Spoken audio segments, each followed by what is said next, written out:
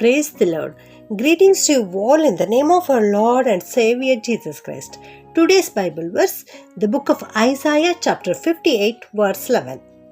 I will always guide you and satisfy you with good things. I will keep you strong and well. ಯೆಶಾಯನ ಪ್ರವಾದನೆ ಗ್ರಂಥ 58ನೇ ಅಧ್ಯಾಯ 11ನೇ ವಚನ.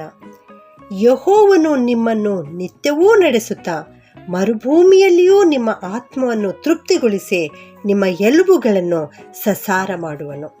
ದೇವರು ಇವತ್ತು ಒಂದು ಉತ್ತಮವಾದ ಆಶ್ವಾಸನೆಯ ಮಾತನ್ನು ನಮಗೆ ಕೊಡ್ತಾ ಇದ್ದಾರೆ. ನಮ್ಮ ದೇವರು ನಮ್ಮನ್ನು ನಿತ್ಯವೂ ನಡೆಸುವಂಥ ದೇವರು ಮತ್ತು ವಿಶೇಷವಾಗಿ ಮರುಭೂಮಿಯಲ್ಲಿ ನಿಮ್ಮ ಆತ್ಮವನ್ನು ತೃಪ್ತಿಪಡಿಸುತ್ತಾರೆ ಎನ್ನುವಂಥ ವಾಕ್ಯವನ್ನು ಇವತ್ತು ನಾವು ನೋಡ್ತಾ ಇದ್ದೇವೆ. ಮರುಭೂಮಿ ಅಂದರೆ ಯಾವ ಬೆಳೆ ಅಲ್ಲಿ ಬೆಳೆಯುವುದಿಲ್ಲ, ನೀರು ಕೂಡ ಸಿಕ್ಕದಂತಹ ಸ್ಥಳ ಅದು.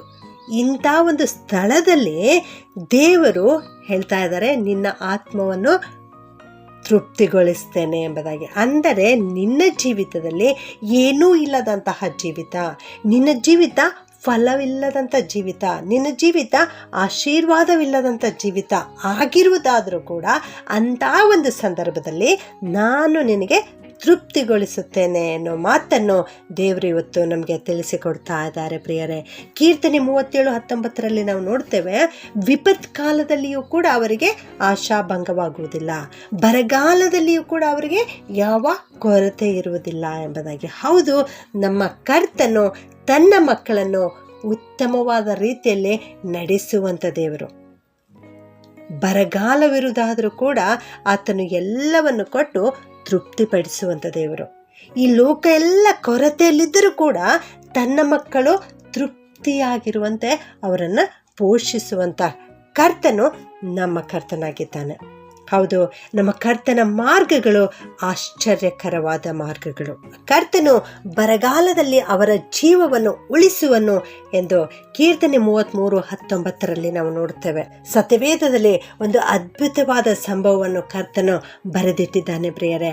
ಅದನ್ನು ನಾವು ಮೊದಲನೇ ಅರಸುಗಳು 17ನೇ ಅಧ್ಯಾಯದಲ್ಲಿ ನಾವು ನೋಡ್ತೇವೆ.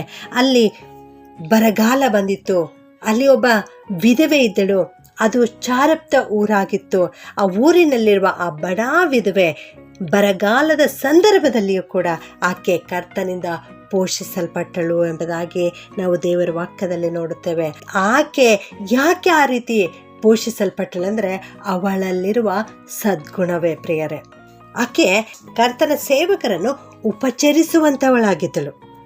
ದೇವರ ಮನುಷ್ಯನಾದ ಎಲಿಯನು ಆಕೆಯ ಬಳಿಗೆ ಬಂದಾಗ ಆಕೆ ಹತ್ತಿರ ಸ್ವಲ್ಪ ಹಿಟ್ಟು ಮತ್ತು ಸ್ವಲ್ಪ ಎಣ್ಣೆ ಮಾತ್ರ ಇತ್ತು. ಆದರೆ ಅದರಲ್ಲಿ ರೊಟ್ಟಿಯನ್ನು ತಯಾರಿಸಿ ಮೊದಲು ದೇವರ ಸೇವಕನಾದ ಎಲಿಯನಿಗೆ ಕೊಟ್ಟಳು. ಅಲ್ಲಿ ಆಕೆ ಧಾರಾಳವಾಗಿ ಕೊಟ್ಟಳು. ಅಲ್ಲಿ ಆಕೆ ತನಗಾಗಿ ಇಟ್ಟುಕೊಂಡು ಉಳಿದದನ್ನು ಆ ದೇವರ ಸೇವಕನಿಗೆ ಕೊಡಲಿಲ್ಲ. ಆದರೆ ತನಗಿರುವ ಸ್ವಲ್ಪದರಲ್ಲಿಯೇ ಮೊದಲು ದೇವರ ಮನುಷ್ಯನಿಗಾಗಿ ಕೊಟ್ಟಳು. ಆಗ ದೇವರು ಅದ್ಭುತವನ್ನು ಮಾಡಿದರು. ಆ ದೇಶದಲ್ಲಿ ಮಳೆ ಸುರಿಯುವವರೆಗೆ, ಬರಗಾಲ ತೀರುವವರೆಗೆ ಆಕೆಯ ಮಡಿಕೆಯಲ್ಲಿರುವ ಹಿಟ್ಟು ಮುಗಿಯಲಿಲ್ಲ, ಮೊಗೆಯಲ್ಲಿರುವ ಎಣ್ಣೆ ತೀರಲಿಲ್ಲ ಪ್ರಿಯರೇ. ಹೌದು, ನಮ್ಮ ದೇವರ ಪ್ರೀತಿ ಅದ್ಭುತವಾದ ಪ್ರೀತಿ. ನಮ್ಮ ದೇವರ ಹಸ್ತ ನಡೆಸುವಂತಹ ಹಸ್ತ, ನಮ್ಮ ದೇವರ ಕೈ ರಕ್ಷಿಸುವಂತಹ ಕೈ, ನಮ್ಮ ದೇವರು ಆಶೀರ್ವದಿಸುವಂಥ ದೇವರು.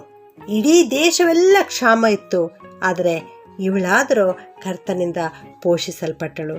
ಇದೇ ಅದ್ಭುತವನ್ನು ಮಾಡಿದ ದೇವರು ಇಂದೂ ಕೂಡ ಜೀವಂತನಾಗಿದ್ದಾನೆ. ಇಂದು ನಿನ್ನ ಜೀವಿತದಲ್ಲಿ ಈ ಅದ್ಭುತವನ್ನು ದೇವರು ಮಾಡಲು ಶಕ್ತನಾಗಿದ್ದಾನೆ. ನನ್ನ ಪ್ರಿಯ ದೇವಜನರೇ, ಈ ಹೊತ್ತು ನಿನ್ನ ಜೀವನ ಈ ಮರುಭೂಮಿಯಂತಹ ಜೀವನವಾಗಿದೆಯೇ? ನಿನ್ನಲ್ಲಿ ಆಶೀರ್ವಾದವಿಲ್ಲದಾಗಿದೆಯೇ? ನಿನ್ನಲ್ಲಿ ಆಸಕ್ತಿ ಇಲ್ಲದಾಗಿದೆಯೇ? ನಿನ್ನಲ್ಲಿ ಕೆಲಸ ಮಾಡುವುದಕ್ಕೆ ಶಕ್ತಿ ಇಲ್ಲದಾಗಿದೆಯೇ? ನೀನು ಓದುವುದಕ್ಕೆ ಜ್ಞಾನವಿಲ್ಲದಾಗಿದೆಯೇ? ಹೀಗಿರುವುದಾದರೆ ಇಂದೇ ನೀನು ಕ್ರಿಸ್ತನ ಕಡೆಗೆ ತಿರುಗಿಕೋ, ಪ್ರಾರ್ಥನೆ ಮಾಡು. ಖಂಡಿತವಾಗಿಯೂ ಅಂದು ಆ ಚಾರಪ್ತ ಸ್ತ್ರೀಯ ಮಡಿಕೆಯಲ್ಲಿದ್ದ ಹಿಟ್ಟು ತೀರದೆ, ಮೊಗೆಯಲ್ಲಿದ್ದ ಎಣ್ಣೆ ಮುಗಿಯದಂತೆ ನೋಡಿಕೊಂಡ ದೇವರು ನಿನ್ನನ್ನೂ ಕೂಡ ಆಶೀರ್ವದಿಸುತ್ತಾರೆ. ನಿನಗೂ ಒಳ್ಳೆಯ ಆರೋಗ್ಯವನ್ನು ಕೊಡ್ತಾರೆ. ನೀನೂ ನಿನ್ನ ಕೆಲಸ ಕಾರ್ಯಗಳಲ್ಲಿ ಜಯವನ್ನು ಪಡೆದುಕೊಳ್ಳಲಿಕ್ಕೆ ಸಹಾಯ ಮಾಡುತ್ತಾರೆ. ಪ್ರಾರ್ಥನೆ ಮಾಡಿಕೊಳ್ಳೋಣ. ಪರಿಶುದ್ಧನಾದ ನಮ್ಮ ಪರಲೋಕದ ತಂದೆಯಾದ ದೇವರೇ, ನಿನಗೆ ಸ್ತೋತ್ರ ಸಲ್ಲಿಸ್ತೇವೆ ಸ್ವಾಮಿ. ನೀನು ನಮ್ಮನ್ನು ಪ್ರೀತಿಸಿ ಆಶೀರ್ವದಿಸಿ ನಡೆಸುತ್ತಾ ಇದ್ದದಕ್ಕಾಗಿ ಸ್ತೋತ್ರಪ್ಪ. ಇಂದು ನೀವು ಕೊಟ್ಟಿರುವ ವಾಕ್ಯಕ್ಕಾಗಿ ವಂದಿಸ್ತೇವೆ ಸ್ವಾಮಿ. ಮರುಭೂಮಿಯಲ್ಲಿಯೂ ನಿಮ್ಮನ್ನು ನಾನು ನಡೆಸುತ್ತೇನೆ ಎನ್ನುವಂಥ ಮಾತನ್ನು ಕೊಟ್ಟಿದ್ದೀರಿ ದೇವ, ಅದಕ್ಕಾಗಿ ಸ್ತೋತ್ರ ಸಲ್ಲಿಸ್ತೇವೆ ಸ್ವಾಮಿ. ಈ ವಾಕ್ಯ ಕೇಳಿಸಿಕೊಳ್ಳುತ್ತಿರುವ ಪ್ರತಿಯೊಬ್ಬೊಬ್ಬರನ್ನು ಆಶೀರ್ವಾದ ಮಾಡು ಕರ್ತನೆ. ಇವರ ಜೀವಿತವೂ ಕೂಡ ಮರುಭೂಮಿಯಂತಹ ಜೀವಿತವಾಗಿದೆ ಕರ್ತನೆ. ನಿರುತ್ಸಾಹದಿಂದ ತುಂಬಿದ್ದಾರೆ ಸ್ವಾಮಿ. ಕೆಲಸ ಕಾರ್ಯಗಳಲ್ಲಿ ಬಲವಿಲ್ಲ, ಶಕ್ತಿ ಇಲ್ಲ, ಆಸಕ್ತಿ ಇಲ್ಲ ದೇವರೇ. ಇವರನ್ನು ಕರುಣಿಸು, ಇವರನ್ನು ಕಾಪಾಡು, ಇವರ ಜೊತೆಗಿರು, ನಿತ್ಯವೂ ಇವರನ್ನು ನಡೆಸು, ಇವರ ಆತ್ಮವನ್ನು ತೃಪ್ತಿಗೊಳಿಸು, ಇವರ ಹಸ್ತವನ್ನು ಆಶೀರ್ವಾದ ಮಾಡು. ಇವರ ಮೂಲಕವಾಗಿ ಅನೇಕರು ಆಶೀರ್ವಾದವನ್ನು ಪಡೆದುಕೊಳ್ಳಲಿಕ್ಕೆ ಕೃಪೆ ಮಾಡಬೇಕಾಗಿ ಯೇಸುವಿನ ನಾಮದಲ್ಲಿ ಪ್ರಾರ್ಥಿಸಿ ಬೇಡುತ್ತೇನೆ ತಂದೆಯೇ, ಆಮೆನ್.